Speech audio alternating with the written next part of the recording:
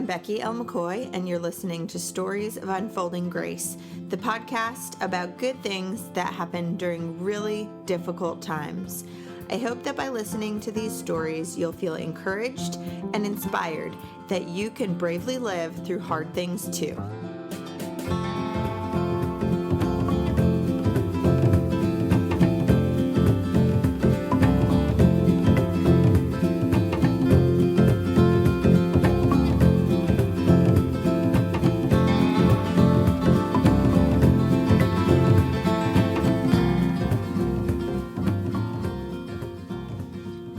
Hi, I'm Becky L. McCoy, and today I'm going to be interviewing myself.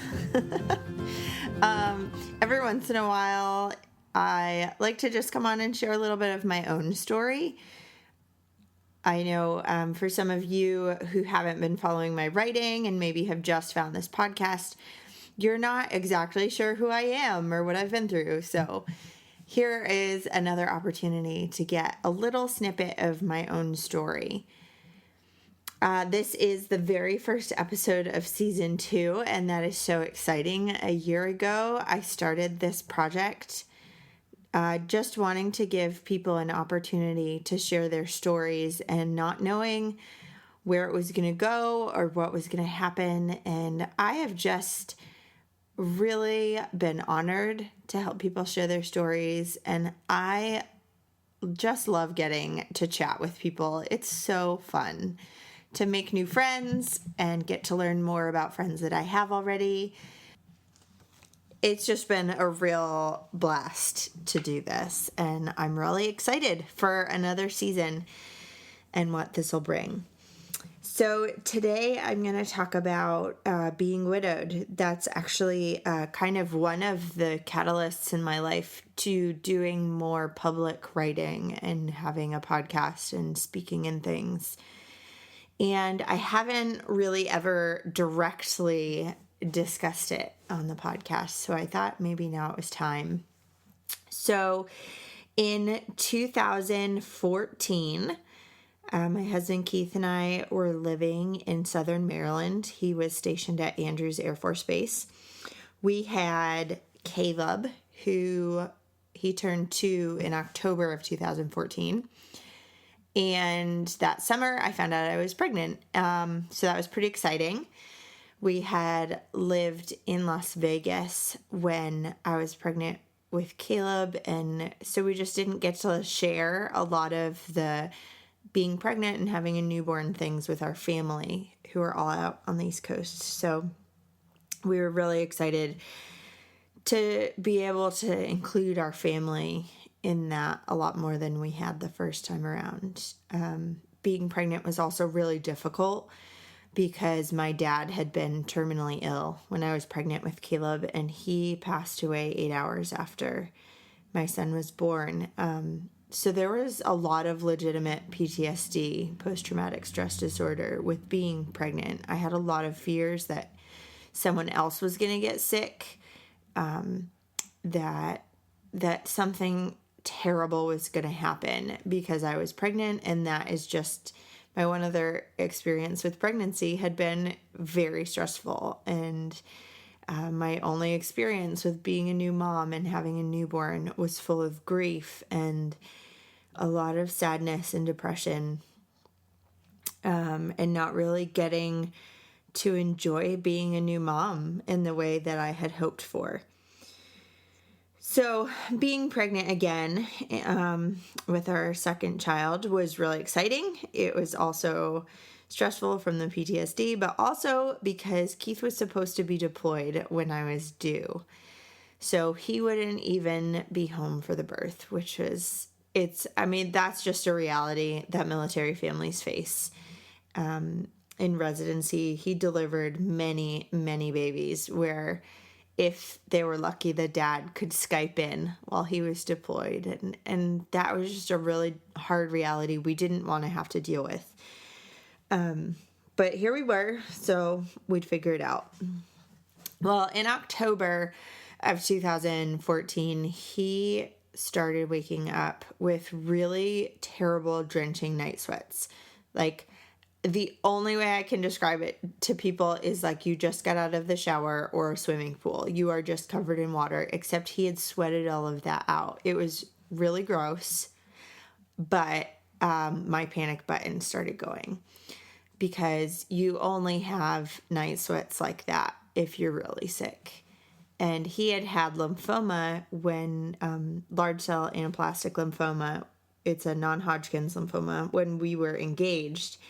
And we always, kind of had in the back of our minds that even though he was cancer-free now, he'd been through remission and was cancer-free, that there was a chance of it coming back. And my heart just sank because I just knew with that one symptom that the cancer was back. Well, over the next 2 to 3 months, he just had tons and tons and tons of testing done. And it turned out that it wasn't the lymphoma that came back. It was something much, much worse.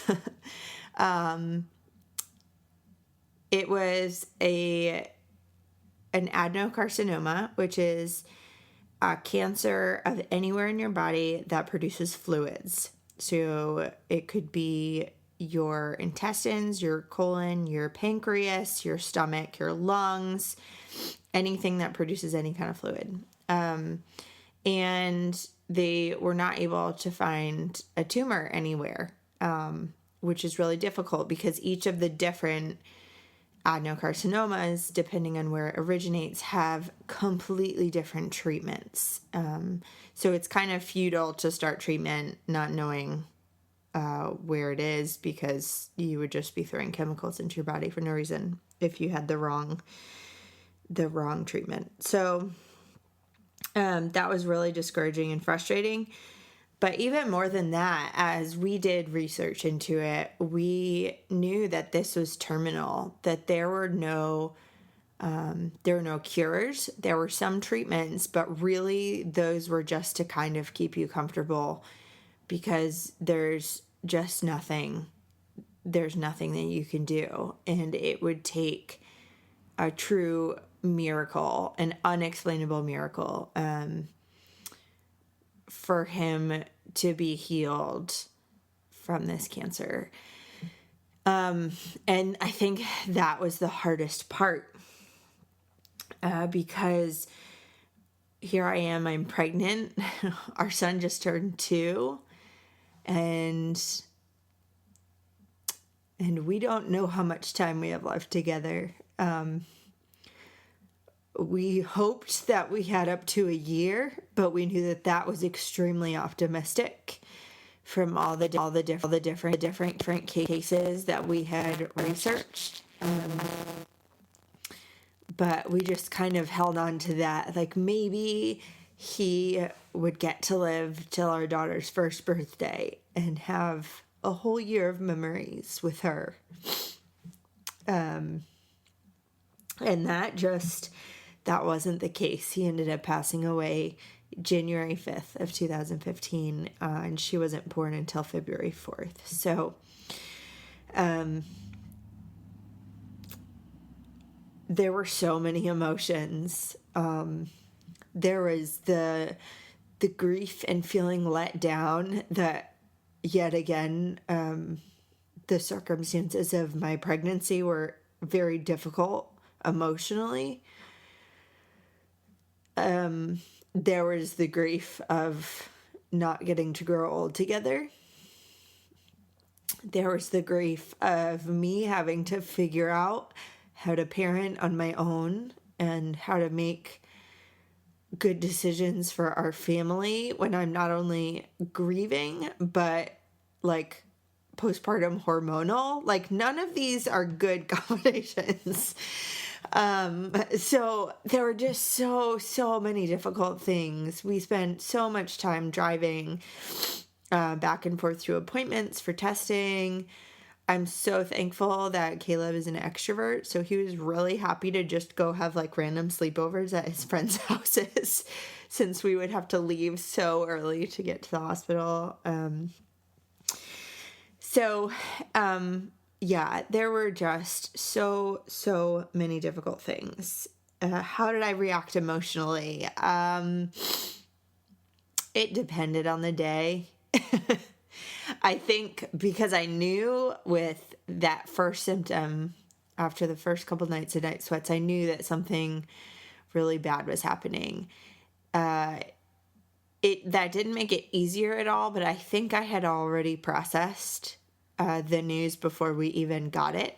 So I don't think I was in as much of a shock as maybe Keith was or other people were, just because I had that gut feeling that something bad is going to happen. Actually, we had spent Labor Day that year down the Jersey Shore, and I burst into tears when we started to pack up the car to go home, because I just said to him, I don't want to go home because something terrible is going to happen, and if we stay here forever, maybe it won't.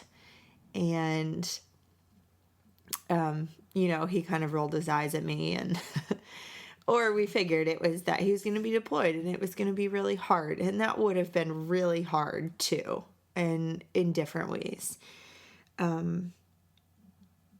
I remember there was one weekend, I think it was in December, so about a month before Keith died. And at this point, he's still going to work. He's still seeing patients. Like, other than the ridiculous number of doctor visits we went to, life was still relatively normal.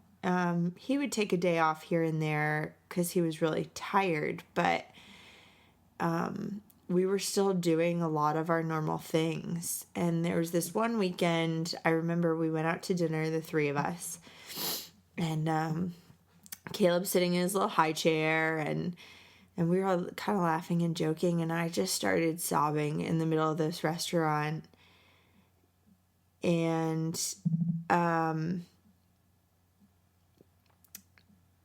I just couldn't stop crying. I think I cried for like 48 hours straight. And I remember it just because I was overwhelmed, and it was the only way to like handle being that overwhelmed. And I remember Keith and Caleb kind of looked up at Keith. He had just turned 2 not long ago, and just kind of looked at him and was like, Dad, what is her deal? And I just felt terrible because of between processing everything that was happening in life and having all the pregnancy hormones and everything. I just was inconsolable. And then there were other times when I was fine. Something I struggled with the most, I think I struggled more after, I definitely struggled more after Keith was gone. The month in between when he died and when Libby was born, that was a really, really dark time. I was really angry. I was so discouraged. I was also really tired. Third trimester is exhausting anyways, and grieving is exhausting anyways, so I really just had to focus on eating and drinking and sleeping well. And yeah, I was just so angry. Like, if families are not meant to be so broken. And here I was, kind of feeling like a sideshow experiment, like pregnant, widowed. Like, that's just it's such a strange, yeah. Oh, excuse me.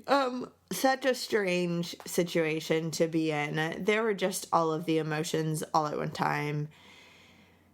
When Keith was alive, we were really intentional about how we handled everything. So we talked about what is life going to look like when he's gone. Because the conversation, I guess we could have avoided the conversation, but it was reality. He was not going to live. And we had to deal with that. And I'm so very glad that we did. we were able to kind of plan out what were the best things for the kids and I to do. I didn't want to leave Maryland. That's where our family was, our friends who felt like family, and a church that felt like family. And I just love the Washington, D.C. metro area. So I really struggled with the idea of leaving, but we just talked through it all and kind of laid out what needed to happen.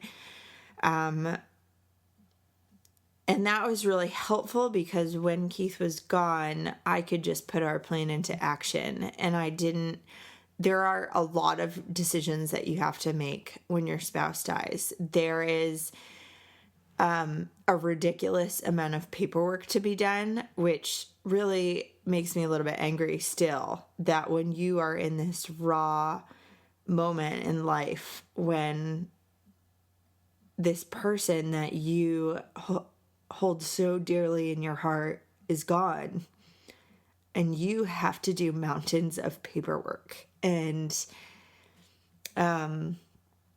so having all these like financial decisions to make, and planning for memorial services and filling out mountains of paperwork, to have a few less decisions to make because we had already talked about it, was so helpful. I know that a lot of people avoid those conversations. They avoid talking about end-of-life issues, like intubation and resuscitation requests and wills and all that kind of stuff. But to those of you listening, if you hear anything, hear this, that you are caring for your family by making those decisions and having those conversations. Because when the time comes to implement, like, do not resuscitate or do not intubate orders, or executing wills or those things, it's too late to make the decisions. And it's really not fair to each other to have people have to kind of guess what your wishes would be. I remember when Keith was in the hospital right before he died, the nurses asked me, they said, if we need to intubate him, what do you want us to do? And I said, don't do it. That was not his wish, as is true with most physicians and medical professionals. And I told Keith, like, I will, in my pregnant self, climb over your body and not let them do it, because I knew how strongly he felt about it.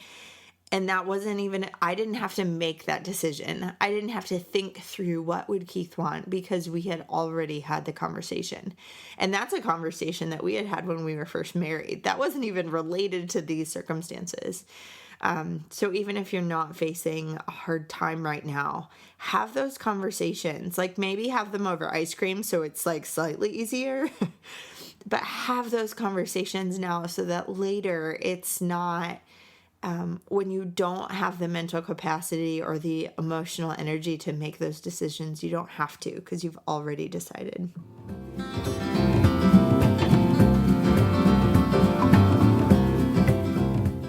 Sometimes when we're listening to people's stories of living bravely, we think, gosh, I could never live that bravely if I had to deal with that kind of a hard thing. But I want to challenge you to rethink what living bravely means. If you're curious how brave you really are, you can take my How Brave Are You quiz. Just head to beckylmccoy.com/quiz.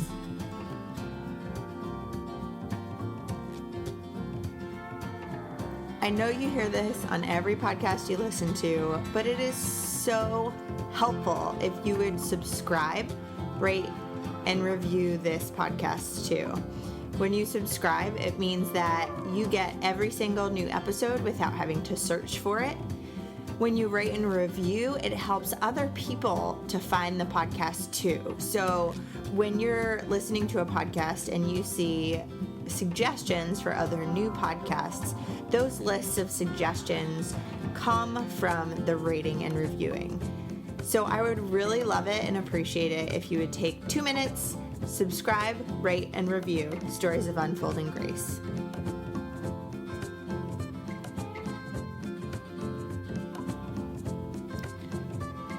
If you're dealing with some really difficult things right now, I want to encourage you to hang in there. I wish I could reach through the speakers and give you a gigantic hug. But since I can't, I wrote the 3 truths and a lie for when life is ridiculously hard. I hope that these reminders and mantras will help you to keep putting one foot in front of the other, and hopefully life will get a little bit easier soon.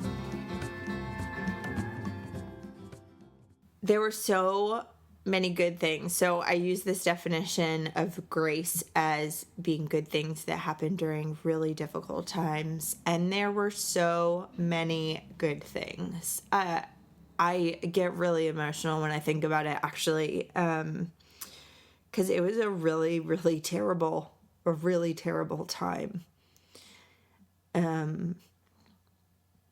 I think about the night that Keith died, and I told one of my friends, all I want is Dr. Pepper and Chick-fil-A chocolate chip cookies. Like, that was all I could think of. And I got home, and she had brought like 2 24 packs of Dr. Pepper and a whole bag of Chick-fil-A cookies, and all of my neighbors had showed up with food and sleeping bags and whatever else we might need. In the months that followed, I had friends just show up to clean my house or show up with a huge thing of toilet paper just so that I didn't run out. I had strangers from church, people that I had never met, bring us food. People came over to play with Caleb so I could sleep before and after Libby was born. It was really, really overwhelming and really humbling to see how many people wanted to help, and to be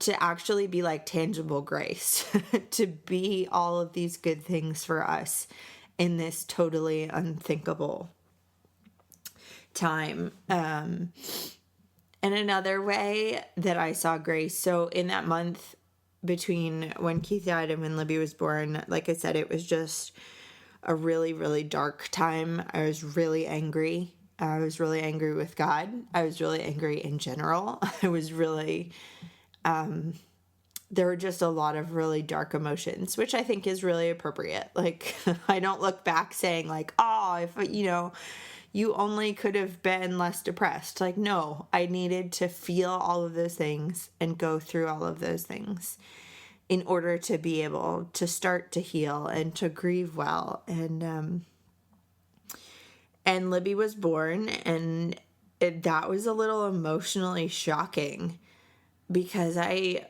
was really afraid of how all of the negative emotions I was feeling might prevent me from bonding with her. And I ended up having a C-section, and they brought her over to me, and she stared right into my soul, and I suddenly felt so unequipped and like I should have brought references and promised that I was keeping another child alive, and he seemed to be doing rather well and assimilating to life on Earth. And that just kind of made me giggle right away. She made me stay awake all night that first night. She just wanted to snuggle. And from that moment, she really captured my heart.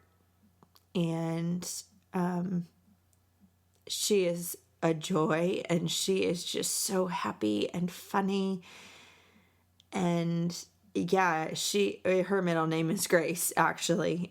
Keith and I had picked that out together, but it has just become more and more true that she is a really wonderful thing that came out of a really hard season. Both of my children have really helped me to grieve and to work through really difficult things, both with their joy and humor and silliness that children have, but also just because they have tender hearts and they love me. And I'm really thankful for that. How I've decided to live bravely and authentically as a result of this, a lot of it is sharing my story. A lot of it is encouraging people to have those really difficult conversations and to be really honest about how you're handling things emotionally and the decisions that you need to make in those hard times, and just being really candid with the people you love, because the risks of not talking about those important medical, financial, relational things when you have the opportunity to, those risks far outweigh the discomfort of having them. So that I kind of always felt afraid to step on people's toes and say things like that, but I just continue to learn that, you know, when it comes to literal life and death, you just stepping on people's toes doesn't matter. It's just way too important. And losing Keith was definitely the catalyst for me doing more writing and speaking and starting this podcast, and just realizing that the things that we experience when we lose someone or something or an expectation or a hope or a dream, all of those emotions are the same. And I really wanted to figure out ways to help people think about that, and ways that we could connect with each other and help each other through these really hard times. Something I would say to encourage someone in a similar situation, well, I think I've said it like 3 times already, but have the hard conversations. If it's your spouse that's sick, your parents are sick, even a close friend, have the really hard conversations about wishes and desires for how treatment and things are handled, for what life will look like if they don't find healing through medicine, and to just, I guess, also to make time for shallow fun. That was something we were encouraged to do things, even though life is really hard and a lot of our time and energy is focused on these doctor's appointments and tests and things, to really make a priority to do fun things together, because we need to remain a team, and that's important. And so we did. We probably went on more dates, and we watched more funny shows together. We were able to laugh at all the dumb things that we did because we were so tired and so mentally exhausted. And I think that's part of how we got through it together as a team. And I really feel like we handled it the best we could. And at the end could say, like, we really made the most of all of these moments together. So, it's a hard story to share, especially when I'm really tired and exhausted, because even though that was 2 years ago, it's still really hard. It's hard to accept that that's my story. It's hard to deal with the realities of that being my story. There are no things that I can do without having to find a babysitter. I can't just run out on an errand real quick because I can't leave my children home alone. I have to bear the burden and responsibility of raising children and running a household, and making a lot of decisions on my own. There's no one that I can defer to. And these are all really hard things that don't go away. And I think that's one of those things that we really need to remember, is that while the moment of loss may be a point in time on the calendar, that the repercussions of the loss last forever. And if you feel like you're never going to get over a loss, to a degree, that's normal. Like, you should be able to function again. And if you're having a really hard time with that, maybe it's time to see a counselor. I have seen a counselor on and off for like all of my adult life. Like, I am a huge fan of counseling. It just helps you to really think through things in a really healthy way and feel emotions and know when they are healthy emotions, and not to get stuck, but to have somebody who is cheering you on. So now that I'm rambling, here are the fun things. I've been waiting like the whole time just to do that. So what am I loving right now? I am loving that Golden Girls is on Hulu. I've always loved Golden Girls. And so I think it's just awesome that there's a way that I can watch it whenever I need a good giggle. I just love that it's a show from 30 years ago that is about 4 really strong women who know who they are and are hilarious. And I just love it. So I always thought that I was like a Rose because I do ridiculous things. Like yesterday, I wore my dress backwards all day. Had no idea until the end of the day when someone asked why I had a pocket on the back of my dress. I didn't. It was on backwards. But as I'm getting older, I'm totally a Dorothy. I am, I like things to be done a certain way. I am headstrong, and I am not ashamed of it. So yeah, anyways, love Golden Girls. My favorite meal or snack or food, well, always queso. And I don't know, there's this really good wine. It is, I don't even remember what it's called, but it's from the Underwood Winery. I think it's in Oregon. It's a dark red. It might be a Pinot Noir. It's one of the Pinots. Anyways, it is so delicious. Yeah, it really is kind of, I've been working hard at self-care. So I'll roll right into the next one. What am I doing to take care of myself? I've gotten out of the habit of it, but I was doing a really good job of having a glass of wine or taking a bubble bath or just doing something really relaxing at the end of each day to unwind. That was really, really great. And I need to get back to doing that. I've been waking up at 5:30 every morning. Caleb gets up at 6:30, and I just need that extra hour before anybody else is awake. And I read or just kind of lay in the quiet. And it has been a really great way to wake up and get my day started. And because otherwise I have no time in the day for any kind of contemplation or just kind of dreaming for myself, because even by nighttime I'm just tired, so that getting up at 5:30 has been really great. Lastly, what am I doing to be brave?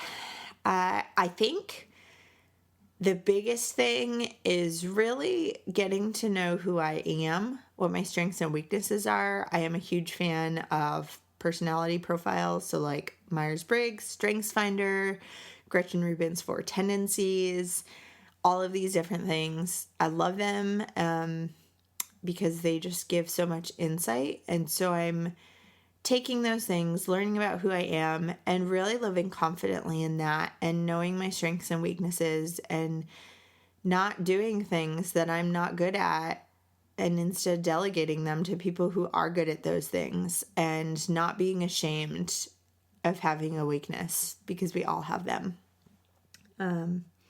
So that's what I'm doing to be brave. I'm really excited about this next season. There are some really, truly amazing and incredible women and their stories. So I'm really excited to do this again with you guys.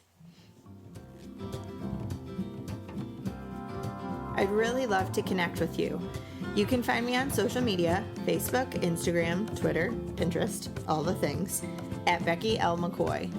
You can also find me on my blog, beckylmccoy.com, and you can sign up to be on my email list. It's a really fun way to connect, and that way you won't miss a single podcast episode or blog post, and you get special ahead of time announcements like new products in the Brave shirt shop.